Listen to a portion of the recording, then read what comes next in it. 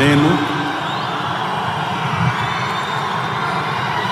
కొణిదెల పవన్ కళ్యాణ్ అనే నేను శాసనం ద్వారా నిర్మితమైన భారత రాజ్యాంగం పట్ల నిజమైన విశ్వాసం,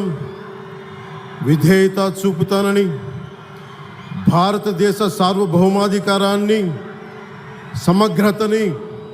కాపాడుతానని, ఆంధ్రప్రదేశ్ రాష్ట్ర మంత్రిగా నా కర్తవ్యాలను శ్రద్ధతో, అంతఃకరణ శుద్ధితో నిర్వహిస్తానని, భయం కానీ, పక్షపాతం కానీ, రాగద్వేషాలు కానీ లేకుండా రాజ్యాంగాన్ని, శాసనాలని అనుసరించి ప్రజలందరికీ న్యాయం చేకూరుస్తానని